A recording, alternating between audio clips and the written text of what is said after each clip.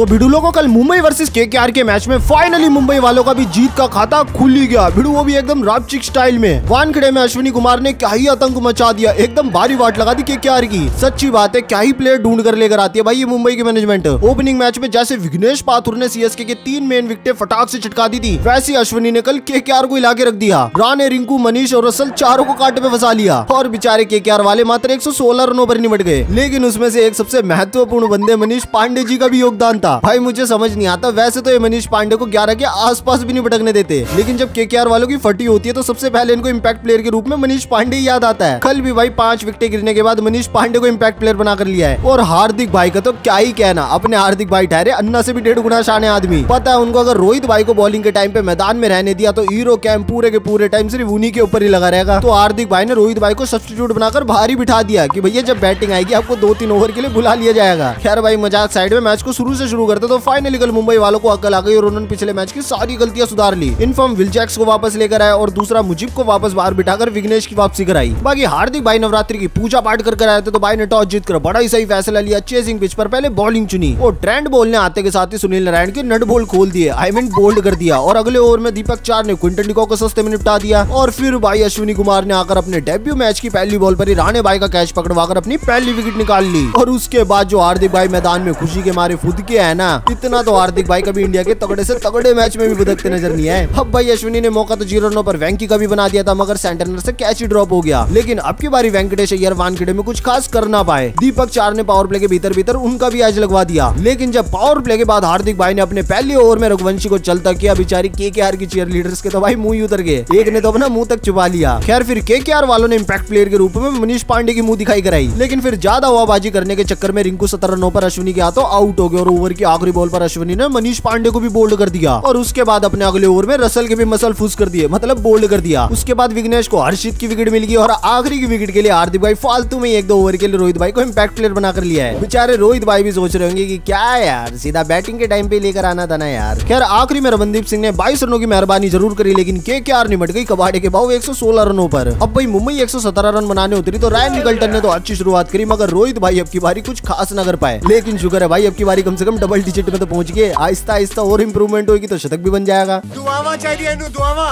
और देखो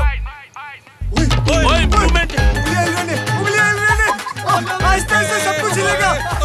क्या रायन निकल्टन ने छक्का लगाकर 33 गेंदों के अंदर अपनी 50 ठोक दी। अब भाई विल जैक्स तो कुछ खास कर ना पाए क्योंकि राणे भाई ने उनको बड़ा ही गजब का कैच पकड़ लिया। लेकिन सूर्या भाऊ ने आकर ताबड़तोड़ शॉट लगाए और रायन निकल्टन के साथ मिलकर और आखिरी में छक्का लगाकर मुंबई इंडियंस का खाता खुलवा दिया पूरे 8 विकेटों से। बाकी दोस्तों माफ कर देना, कुछ प्रॉब्लम्स की वजह से तुम्हारा भाई सीएसके वर्सेस आरआर के हाइलाइट तुम्हारे तक न ला सका। लेकिन भाई इस मैच में जो भी कुछ हुआ, आपको कौन सा मोमेंट सबसे बेस्ट लगा कॉमेंट में जरूर बताना। और आपका भाई मिलेगा आपसे पंजाब वर्सेस लखनऊ के मैच के साथ। तब तक के लिए जय माता दी।